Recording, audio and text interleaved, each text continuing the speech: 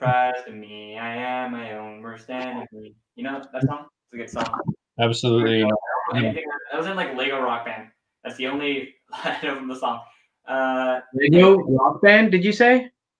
Lego Rock Band. Why that existed, I don't know.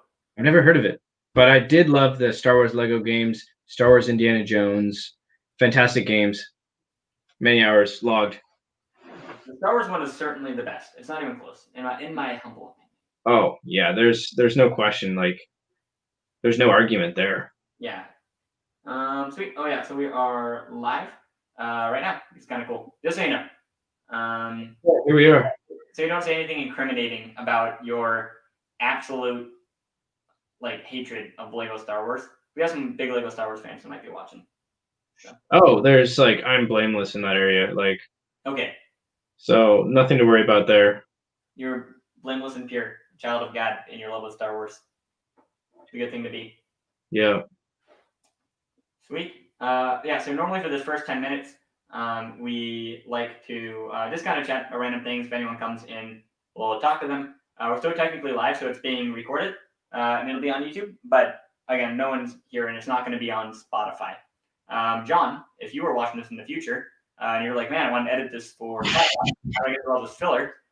You'll see, as you probably are aware, that I'm going to pop up this bad boy before we get started with the recordable stuff.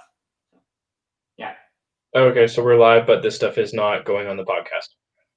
Yeah, it'll go on the YouTube video, but not on the like Spotify podcast.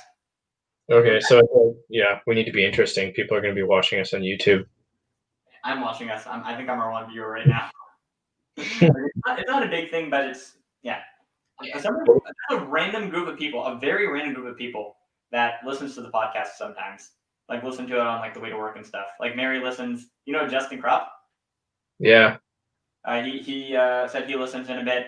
Messaged me about it. You know Andreas Helgoy? You remember him? Yeah, I think so. Yeah, he's from Norway. He lives in Norway right now. And he listens to the podcast, which is like so random. And then a couple other people I don't know John knows that listen in. Nice. That's good. It's a really random group. Not too many people, but it's fun to do. Sounds like a loving community of people. True. Oh yeah. Some solid blokes there. Is blokes? Okay. Chad, an important question to ask before we get into, whatever topic we're talking about. I'm not sure if I'll be able to answer this question, but fire away. Blokes gender neutral. Oh. I feel like it's just a bad thing. Male, but Same here. Also, welcome if you're watching us. The first 10 minutes, we're just going to be talking a bit, chatting a bit. Feel free to put something in the comments to let us know you're here if you're watching. I always say that not knowing if I'm just talking to myself or if I'm speaking into the void. Okay. Mm-hmm. I don't know how to see if anyone's here. You see in the corner? You have the eyeball thing? I saw another random person pop in. So I was like, wait a minute. What are you doing? Oh. Yeah. I don't see any eyeballs. Okay. Yeah, we had somebody pop in for a bit, and I think I scared them. I roamed the fourth wall too quickly. That's what I did. It's like, I know you're watching right now. Oh gosh. They're like, oh crap, I gotta get out of here. They're gonna call me out in front of everyone. Yeah, exactly. Right? In front of both of us. Yeah. We'll get into it. I'm trying to think if there's anything else to keep in mind when we actually get into it. I guess I'll start off just introducing you as well. I'm not just going to be like, I'm Jonah and this is Chad. And without context, move on and be like, you all know who Chad is. Okay. Maybe they do, but I can't expect it in case they're like someone from my church or something. Fair. Yeah, so probably just introduce. We can talk a bit about like and stuff. That's also I did this with my buddy last week, and that felt like a good way to just like warm up too. Just like kind of warm up into it, to ease into it a bit. Ooh, okay. Ooh, yeah, exactly. So I'll just say a little bit about myself, like where I'm from, like what school I go to, what I study, that kind of stuff. Yeah, basic things like that. I'm gonna be like, Chad, Chad. I'm trying to think. So I think we met in my we met at the snowball fight in like I think it was your first semester, right? Oh, What? yeah. I started the football fight, right? You did. That was sick. So I think that's when we first met, but like I don't know if we were like super close until randomly in like my 4th year we got like really close all of a sudden. It actually happened really fast. Which is awesome. It's a blessing. But it was kind of funny how it happened. It's like Chad's like, oh, you're just like, hey, you want a room? And I'm like, sure, I need someone. And then it's like, oh, we ended up clicking really well. So maybe Yeah, we talk about how we know each other and stuff as well. Oh yeah. Okay. That is a good story. I like our meeting story. Yeah, because it was really. I still remember it was really random. Like I think we were. I don't remember where we were, but I remember you were just like, hey, Jonah, do you want to be roommates? And I'm like, all right. It was like the most casual, random thing ever. I was like, I wasn't expecting Chad to ask, and then ended up bonding, which is kind of cool. Yeah, definitely. It was really fun. It was quite a blessing to. It was really fun to spend that year living together there. Yeah, I mean, you're the one who inspired me to start climbing as well. Like, and now I'm in a climbing class. That's the only class that I'm in. It's a bit strange, but I'm done all the classes I need. I'm not technically graduated, and I'm still in a student leadership position, and I'm living on campus. So I'm just doing one HKing class as a excuse to remain in my leadership position and remain on campus. But we'll see how that goes. Cool. But rock climbing all the way. Jonah is very influential on my rock climbing endeavors. I feel, dude, you know what? If we want to talk about rock climbing, it is a long story for why this is happening, but literally within his arm's reach. I was in a class on teaching, like on giving a sermon, on preaching. Yeah. Uh-huh. And in that class, we had to give a sermon, and so I pulled that up. Also, if you're here on the Student Connection Facebook page, or watching through the Student Connection, this is Church in Context. We're a podcast kind of sponsored by Student Connection, and yeah, we basically just deal with different issues that the church is facing. Talk about them. We really get started in like at 4:10, but beforehand we just like to chat. So if you'd like to leave a comment, yeah, I'd love to like talk with random people before we get into it. Hey, sorry, you said that you preached a sermon about climbing? Is that what you said? No, it wasn't about climbing. Well, it was an analogy or something in the sermon. It was over 1 Timothy 3, where Paul says that physical exercise is of some value, but spiritual training is of value in all things. And he says a lot of other things as well. And I talked about the importance of like keeping your priorities straight. And I talked about how climbing was a really cool aspect of my life, right? Climbing was a really good thing at first, right? There's a time, you remember this, you were there for it, when we were going for like, a solid, half hour a day, pretty healthy stuff. Then it's like, okay, we're getting better at this, we can go for an hour a day. Yeah. Okay, we're getting pretty solid. We can go for 2 hours. Some days where I spent 6 hours on the wall, Chad. It became a part of my life. And it was a good thing, but it was too much of a good thing. No, it wasn't. It was just the right amount. Like, we had a good time with that good thing. And now it's so sad because the climbing wall on campus is closed because of COVID. And it's sad because all of the climbers in the community want to go to it, obviously. But yeah, we'll see. We're trying to get it open, argue with the nurse. Yeah. What sucks the most about this entire thing is I had one legacy at Trinity where we went to school, and that was my climbing group chat that I created. That thing was the stuff of legends. Easily my mark. I hope that people there, when someone says Jonah Carpenter on Trinity's campus, I hope someone's like, wait, the climbing group chat guy? That would be awesome. And so, if somebody thinks that, well, yeah, I feel like the climbing group chat's going to die then because of the timing. Yeah, that has been a stagnant chat for a long time. I have not heard a peep from it. But all right, peeps, rest in peeps. That was a good contribution to the community here. I thought, hey, climbing, I don't know. It was kind of, I feel like we we weren't the first people to start climbing, but I feel like we kind of spearheaded a movement for a while, which was really cool. That was sick. Get people back interested in climbing. Yeah. Yeah, obviously we weren't the only ones who did it. We weren't the people that made it cool, but we set the infrastructure for people to make it cool, which is fun. Mm-hmm. So I'm gonna put up the Brent. Do you feel like you're ready to kind of get started? Sure. Cool. Yeah, I'll kind of just the way it kind of normally works, especially like last week when my friend Matt was on, just for kind of first time there. I'll kind of lead the conversation. I'll kind of keep us on track and guide us. But yeah, feel free just to chat. It's a good time. It's pretty laid back, so no pressure. John, if you've watched this far, I'm sorry. Here's the banner to, I don't know. Hello, everyone. Welcome to Church in Context. Jonah is me. I'm here right now. But John, unfortunately, is not here. However, in his place, we have a good pal of mine. Why don't you introduce yourself, Chad? Hey there. Thanks for inviting me here, Jonah. I'm excited to chat with you and just share some experiences together today.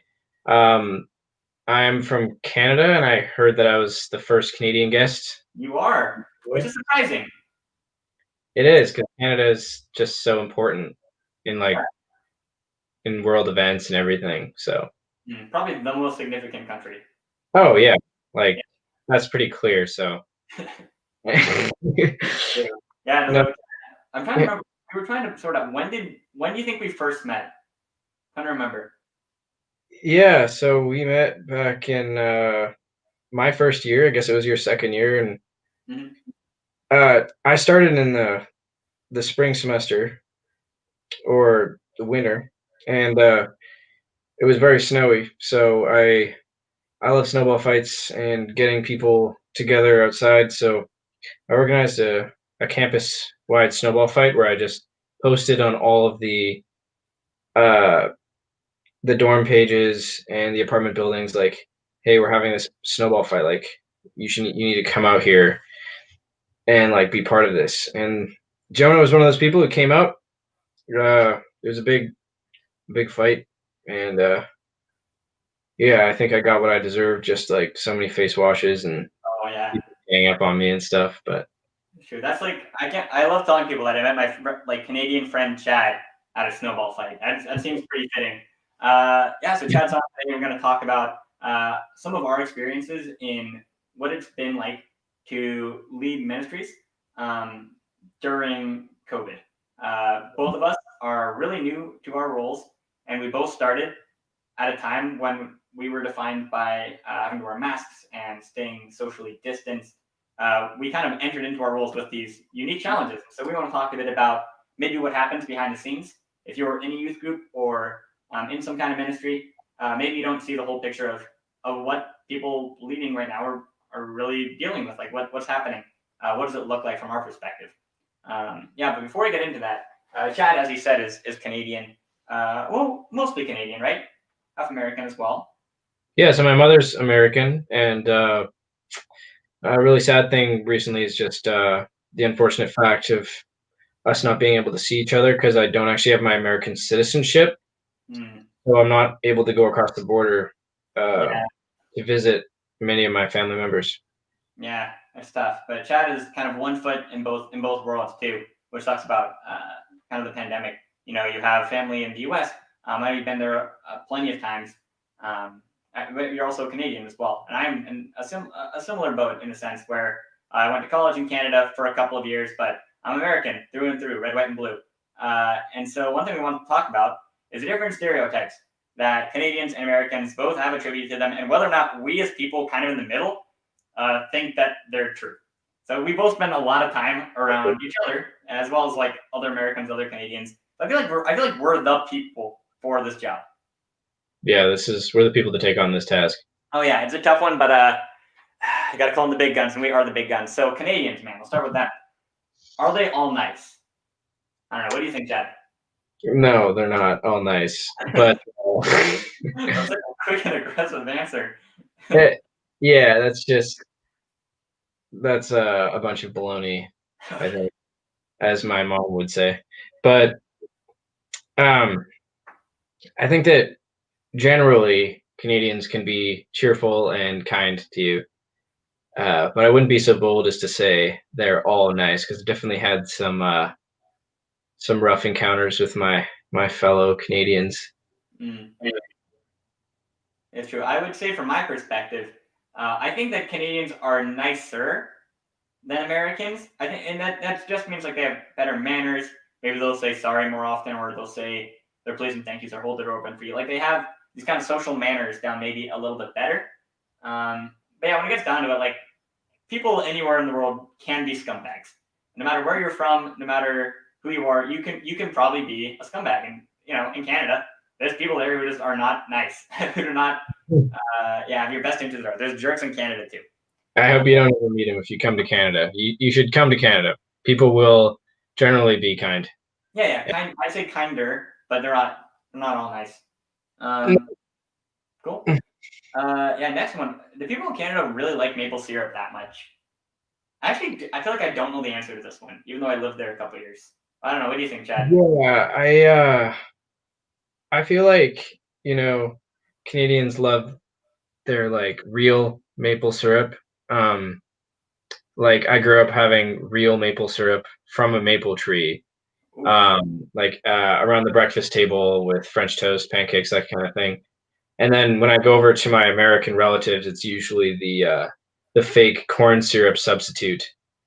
So I think it's safer to say that Canadians have a higher appreciation for the real maple syrup. Yeah. The way I'd maybe describe it is I'm from the Portland area, right? And we have Voodoo Donuts here. And Voodoo Donuts is our thing. So if somebody brings up Voodoo Donuts, I feel like I need to defend it. And I like Voodoo Donuts, it's fine. But I don't think about it very often in my daily life until somebody outside brings it up. Is that kind of how it is with maple syrup? Or maybe you aren't like constantly consuming the stuff, but if somebody asks you, like, is it good? You feel like a national obligation to say, yeah. Pretty much, yeah. There's a funny story about that because, like, in Canada, not many large news stories will hit like headlines. But a very telling thing of the Canadian character and what's on our minds is the pressing headline of a great maple syrup robbery that took place in Ontario. Wait, when did that happen? Is that recent? Oh, it was many years ago, but it was funny because it was on the headlines and like millions of dollars worth of maple syrup was stolen. And that's like Canada's treasure and heart being taken from, yeah. How do you transport millions of dollars of maple syrup? Beats me. That seems like a stupid amount of maple syrup. That's awesome, man. Yeah. Another stereotype. This is a pretty common one. The Canadians actually say A. It's more of an East Coast thing. They've got a much more kind of a recognizable Canadian accent, and they'll say a lot more at the end. Like, but some people do say a here on the West Coast as well. And I have been called out for saying it when I go to America. Sometimes, like, you just said a. My American friends will say, like, you're so Canadian. Like, that's me. Every time I have an American friend. We can stop beating around the bush there. No, yeah. I feel like at least in BC they say hey more than they say a. That's what I realized, which I thought was weird. They say a, they're like, oh, it's cold outside. Eh? Like hey, I don't know. They'll throw out a hey instead of an a. Oh yeah, that's true. Cool. Also, Chad, this is an important one. Do you all live in igloos? Is that true? Is that false? It's absolutely true. Yeah, I mean, as you can probably tell from where I am right now, it's an ice sculpture in here. Yeah. Oh, Canada's really rustic. They don't actually have electricity yet, and so they use igloos to really keep in the heat. That's right. Yeah, and we ride our polar bears to work and to school. Yep, it's true. No, all that stuff, unfortunately, was false. No one told me that before I got there. I showed up and it looked around the colleges near the Vancouver area. I got there and it looked exactly like Portland. And I forgot that I left Oregon. I feel like Oregon and BC look the same to me. Anyways. Yeah, they are. They don't all live in igloos, but there's probably a higher percentage of people living in igloos in Canada than in the US. So Is that one Oh, true? It's that true. Or is igloos per capita is probably higher. yeah, So that's something yeah, to consider. safe to say. But talk a bit about Canadian stereotypes. What about American ones? I know some of you watching might not be American, and so we need to confirm or deny these American stereotypes. First, are Americans really like prideful, really like I guess patriotic about our country? Are we really like as gung ho USA USA as we seem like we are in like movies and in the stereotypes? Well, I would say that you guys are. Um, in my own personal experience, we celebrate the 4th of July um, down in Washington every year, and it's one of my favorite times of the year. Get to blow off some fireworks and watch the show with the rest of the Patriots, and yeah, just the amount of American flags that you see. Like most houses will have one like on their property, and you just don't see that type of patriotism in Canada. Mm-hmm. Yeah, that's fair. I think we're more patriotic than Canada, but I would say as well it depends on where you are in the U.S. In Portland, we're not all that patriotic. I don't think in the Portland area, and maybe we're kind of infamous for that, right? For being maybe a bit less, gung ho about our country than people in the South would be. So it probably depends on where you are and also who you are. Not everyone in America or Canada is going to fit any of these stereotypes. But I would say by and large, yeah, we're more patriotic than Canada at least. I agree. I kind of felt it when I went to Canada. Another one that you brought up, Chad, and I actually hadn't heard this one, but you said that like people in Canada think the U.S. is like a really like social place, which what do you kind of mean by that?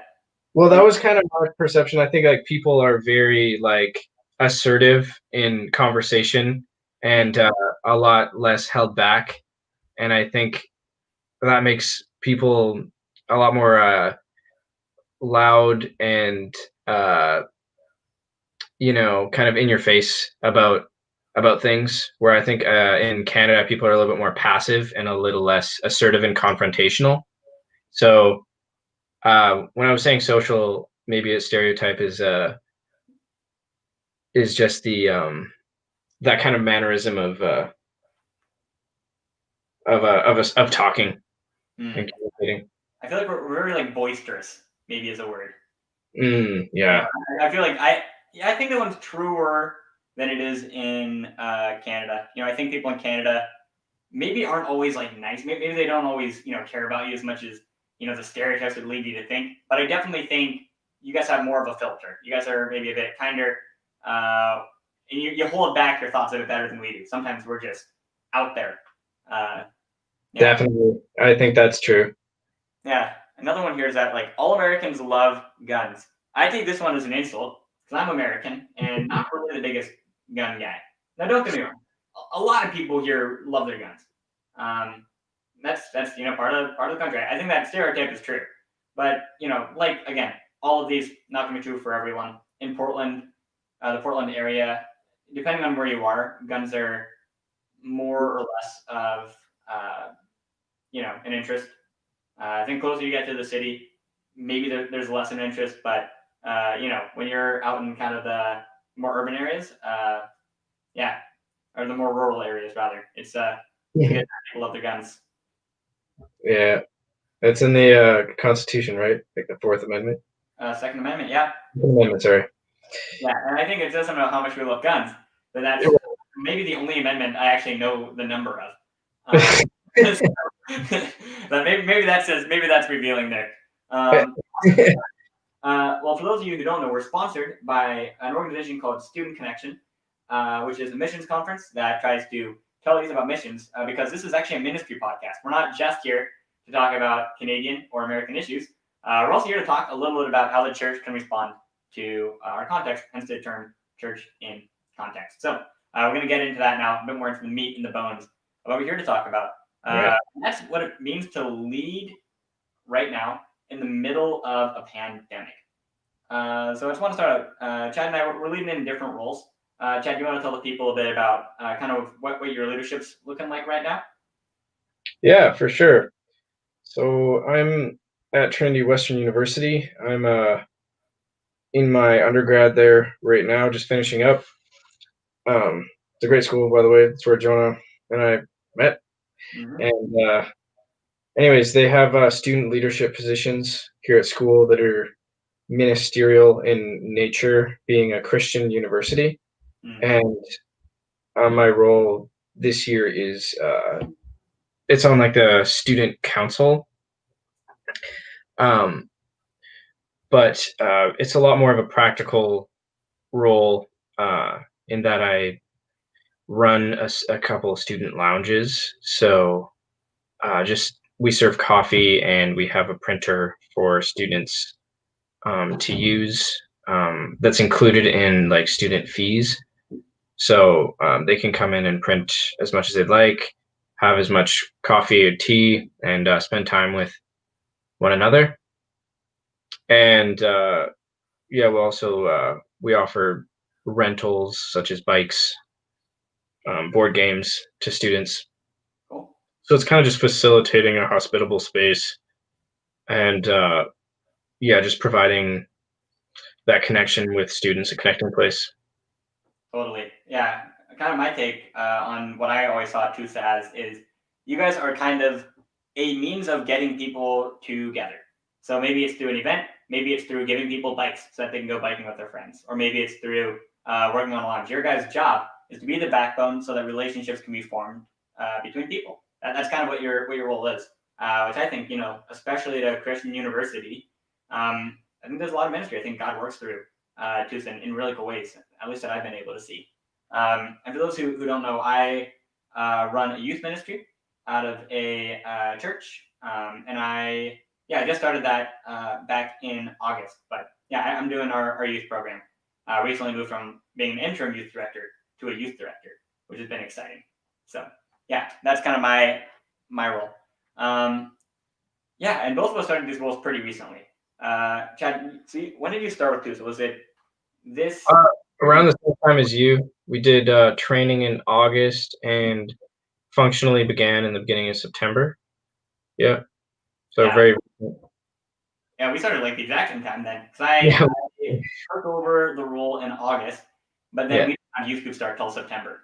So yeah, it's Wow. really yeah. So we both been having our entire positions during this weird pandemic, quarantine rule following period of history, which is strange. This would have looked our jobs would have looked really different last year.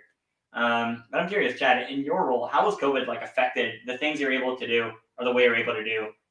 Yeah, things.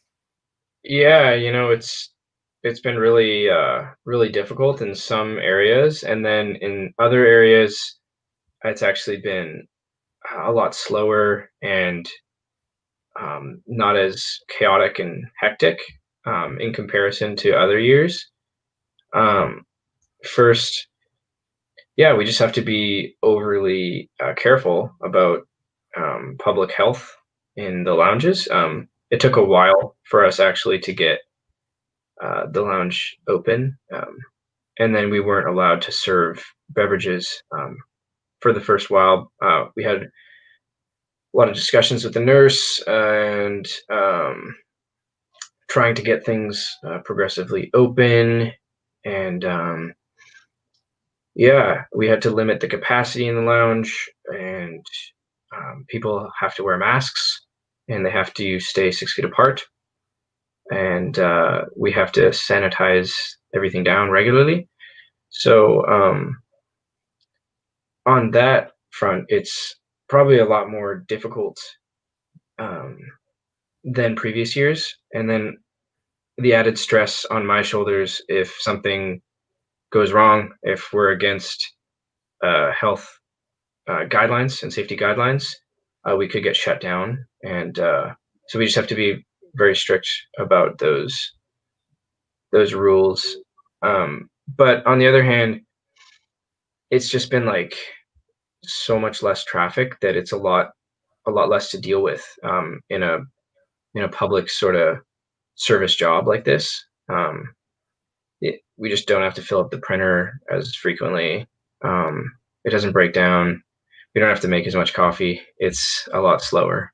Yeah. So your job looks different, and it might be more work, but some things maybe aren't as busy as past years, eh? I mean, how Yeah, yeah, comparatively? which makes it actually easier on that side.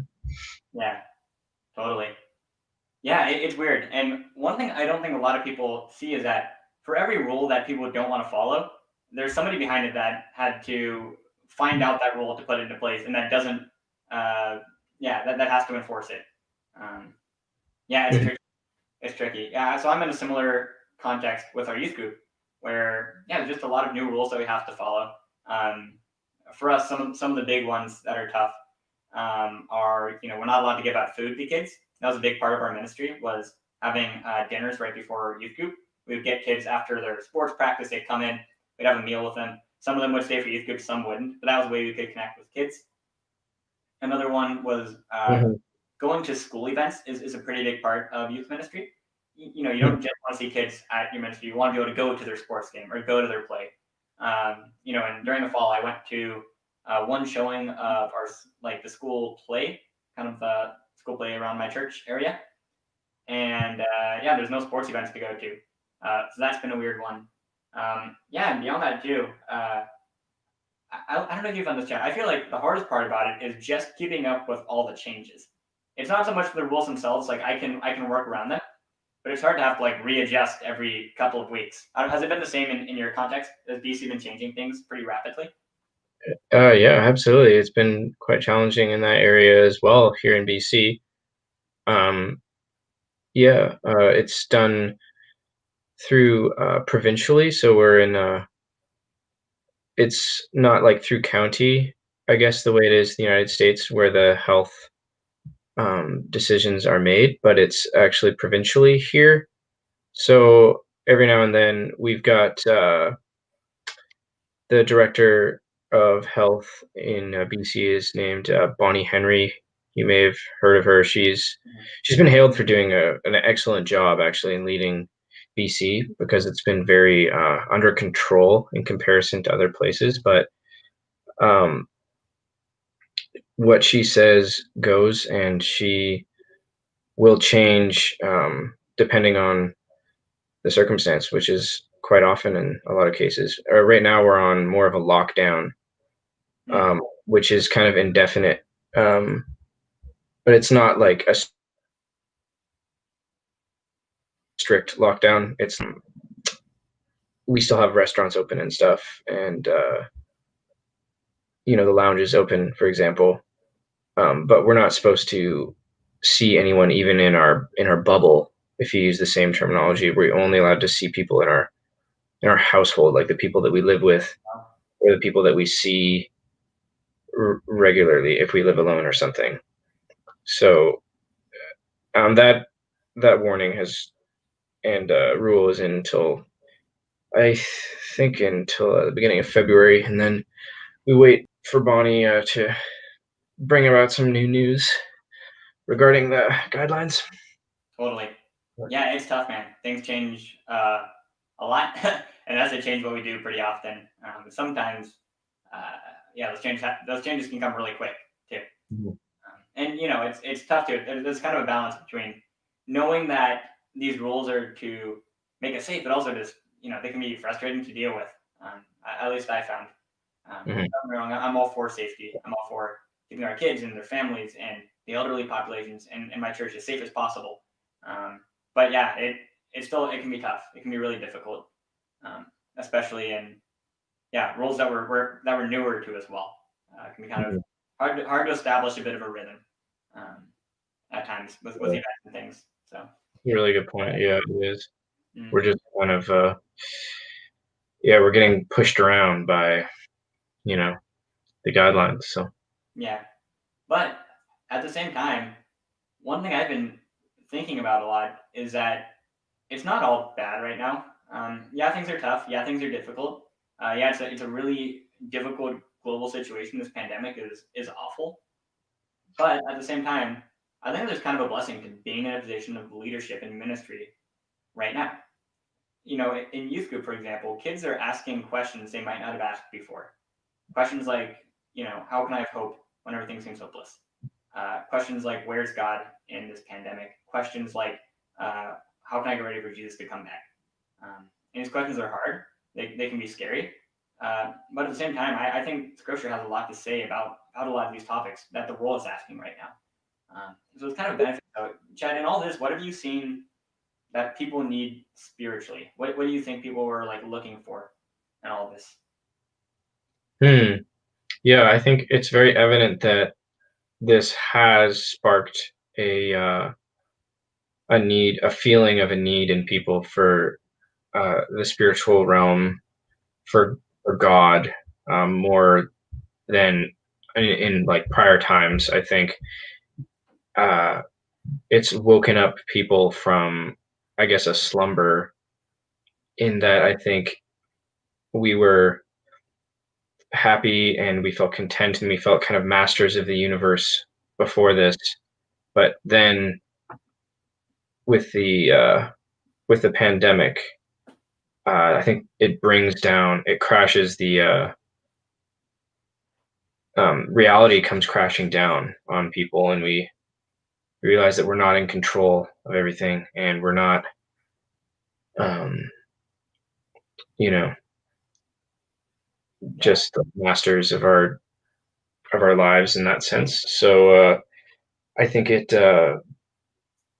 puts a sense in people's hearts of something more stable, because it's clear that our authority over events and the outcomes of our lives is not really in our hands. And I think God provides, He's the solid rock on which we stand as Christians. And yeah, I think we can count on Him when, maybe our health can't, in this case. Yeah, I totally agree. That's a weird book that's been really comforting to me. And this whole thing has actually been the Book of Ecclesiastes. I hated the Book of Ecclesiastes. Maybe before this pandemic. I don't think I would have said that, but I didn't like it. Right? I read it. It just seemed depressing. Why is this guy talking about how everything is meaningless? Why is he saying nothing I do matters? I know it matters. I know it's important. But sometimes when things like this happen, when a pandemic hits, when a crisis arises in our life, sometimes we're just kind of thrown to the wind, and we have to react that way. We have to say, ultimately, I don't have control over the situation. We have to kind of sit in this posture where we are dealing with problems that are too big for us to solve on our own. But it's really cool in that moment to be able to sit back and to say, God's got this, I guess, because I don't. To maybe let go and to step back and to say, I can't change all of this, but I know who can. And there's something humble about that posture of worship that it brings us to. Something about these big sweeping, problems that we've run into in this year, be it the pandemic or the tensions in the U.S. as well, or in Oregon we had some fires that I remember were really scary to deal with. There's been a lot of times when I've really had to look in the mirror and say, do I trust God? And I don't know if I've done that last year. So I agree. I think right now in our leadership, people are looking for answers. They're looking for someone maybe to solve problems, and the best thing we can do is point them to the guy who can. Hey, that's very well put. I 100% agree with you. Yeah, another one for me that's been kind of a big theme is this theme of hope. Because I feel like of the three things that remain, hope is the one that we often forget about, right? These three things: faith, hope, and love. And the greatest of these is love. Faith, as Protestants, that's our thing, right? Sola fide. We love faith. We love to talk about how we're saved by faith alone. Love is the key part of that chapter, right? But the greatest of these is love. We know love is important. We know it binds us, but we often forget hope. And part of that might be because before, like you said, life was so good. Life was so easy. Maybe we felt like we were in control, that we had power to change anything we wanted to change. Maybe we were content just sitting exactly where we were. But with this pandemic, we've seen that the things of this world won't satisfy us. It's forced me at least to look for something better. I don't know. Have you experienced that as well, or? Yeah, that's a really good way to put it. Yeah, I think hope is integral to our spiritual health, our like emotional health during this time, especially psychological. And I agree with you. We do focus on faith, um, but hope is keeping our eyes on the light, in the darkness. So and just having and it's beautiful because they do all go hand in hand. Mm. We have faith that what our hope in is true and reliable and loving, and God is love. So Yeah. it it's something that people really need these days is hope that everything will be okay. And yeah, Christianity is all about that. So That's awesome. Yeah, I love that, man. We can have hope because we have faith in a God who's love. Like man, that's awesome, Chad. Uh, yeah, yeah, it's definitely a tough year, and that's not to gloss over the hard circumstances that are happening now. It's not to gloss over the tragedy that has come from this virus and from everything going on in kind of this season of life. But it's cool to be able to keep that kind of different perspective. Um, yeah. So one thing, as people leading in this time, one thing I want to talk to you about a bit about is how can we be gospel-driven leaders right now? How can we be living out Christ's mission to make himself known, to draw people to himself? How can we be living that out? Yeah, amidst the pandemic, because it looks different. I think it'd be lying that it didn't, right? yeah. Loving my neighbors myself used to mean hugging them sometimes, believe it or not. And now things are different. I don't know. How have you found ways to live out the mission of Christ through your leadership role in a time where there's so many obstacles? Yeah, that's a really challenging question, and a challenging part of life that we're all going through. We, especially in the Christian community, show our love through being with one another, in church, or at meals at people's houses, hosting each other over. Um, but that has radically changed due to COVID. And we have to find other ways to show and spread the gospel to each other. And I think prayer life is a key way to just love one another. God hears all and sees all.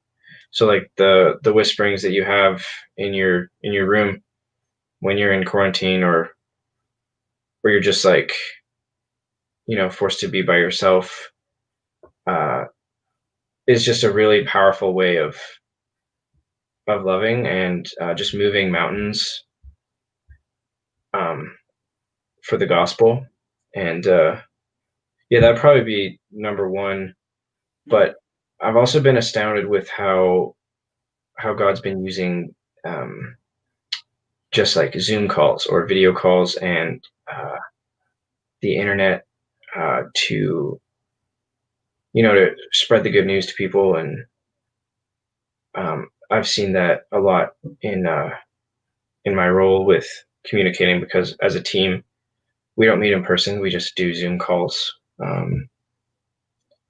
So that's pretty much all the talking that we do.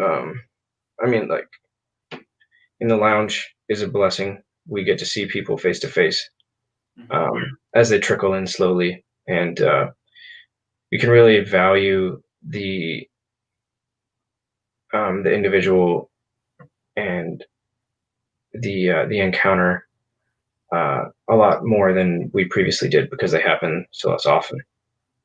And so I think it really shows, I guess, just how much we love each other in those moments.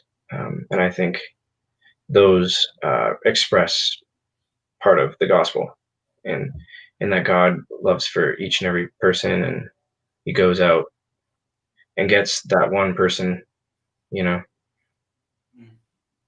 Totally. Yeah. Yeah, man, you were touching on some awesome stuff there. I love your point about how God is big enough and powerful enough and strong enough to work through a Zoom call. He isn't limited by technology, and so sometimes people in our roles, we have just a lot of challenges that we're facing, a lot of obstacles to climb, but it almost is a healthy thing that can force us into a position where we have to trust that God's going to do work, even when we make mistakes, even when things are tough, even when things are limited and we can't get everything we want to get done. God's still big enough to work. So even if it's just putting on a Zoom call, there's a sense that God is really there in that. And I also loved your point about prayer as well. If you can't be with somebody, you can still pray for them. And prayer is, I think its role has always been to, lift people up before God. Its role has always been to kind of unite us as a church to pray for each other. Christ says in Matthew 5, love your enemies and pray for those who persecute you. Regardless of who it is, we should be praying for the people in our life to build up a love for them. And maybe in this pandemic, prayer is going to have a bigger priority in our lives. And how great is that? I can't think of a better outcome to all that's happening than for us to respond in prayer and in trust to God. To know that we have to work through whatever limited means we have. It doesn't stop God. That's awesome. Yeah. And one thing I wanted to close out is like, how do we as like leaders in this time keep up motivation? Because it's hard. It can be really difficult to go every day and not know what different conflict you're gonna have to deal with, or not know what rule you're gonna have to deal with, or know what new rule you're gonna have to deal with. There's just constant changes that are happening, at all times. How have you stayed motivated? It's really tough. I do feel that a lot. The challenge of motivation in this time through schoolwork and through leadership in the community. And I think I stay motivated in the fact that what we're doing may be smaller and not as large scale. It's not as impressive or fun, I suppose, as normal. But I think just doing what we can at this time and just trying our best and still, getting to a smaller crowd, perhaps, is still really impactful. And that's just because God puts such a love on each and every person. So just the handful of people that come to the lounge each day are just as important as the hordes that were coming in previous years. And when the new health order comes in that will shut us down on various events or anything, is just to keep pushing on and keep remembering that like we're the hands and feet of God, and we have to run the race that's before us, and we can't just give up because we go through trials. And so Totally. I love one of my favorite quotes by Mother Teresa is that she says, if you can't feed 1,000 people, feed one. So right now, maybe our ministries don't look as good as they would have in 2019. Maybe the leadership roles that we have aren't what they used to be right now, but we're still making an impact, even if it's smaller. And that still matters. And I think God still works through that. And I think that's a good note. It's easier to keep motivation when we realize not only what we're missing out on, but what we have as well, right? Sometimes we're so caught up in, man, I wish I didn't have to wear masks. I wish we could have, X amount of people at my event, or I wish that I didn't have to jump through this hoop. But we can focus on the way God is still moving in our world, regardless of circumstances. Motivation because we worship a God who is unstoppable, a God who's moving forward, who's changing lives, who's transforming hearts in this year. It's cool that we get to play some very small fraction of a part of bringing about his mission on this earth. So, anyways, that is awesome. Yeah. So unless you have anything else to add, Chad, might wrap up here.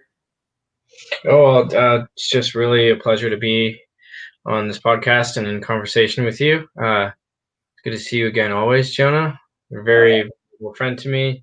I wish you the best, and yeah. Yeah. Thanks. Well, there's two people I want to thank for this. One is Chad for being here, of course. Right. It was so much better with you here, man. Glad to have you on. The second would be Student Connection, our sponsors, who are fantastic.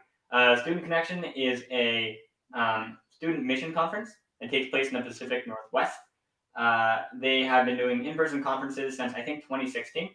Unfortunately, they weren't able to do an in-person conference this year with everything going on. You all know what that means when I say everything going on. Yeah, but they have stuff planned for the future. Some different events that they have. Yeah, it is listed for down the road. So this is the end of the recording here. I just want to say thank you again, Student Connection. Thank you to Chad. Yeah, and thank you for listening. I hope you have a great rest of your day. Goodbye. Boom. So if you want to stick around and talk, we definitely can. It still says live in the corner, though. Yeah, so we're still live. We always record the end as well in case people have questions. I don't know if anyone does, but thanks for coming on, man. Hey, yeah, it was really fun. Yeah, like I said, that's it. It's pretty laid back, pretty just like let's chat about something. So I find it fun. Yeah. Good. Yeah, it was good to see you and talk with you. Yeah, I didn't see anyone actually comment anything. I don't think anyone did. I think I'm the only one watching.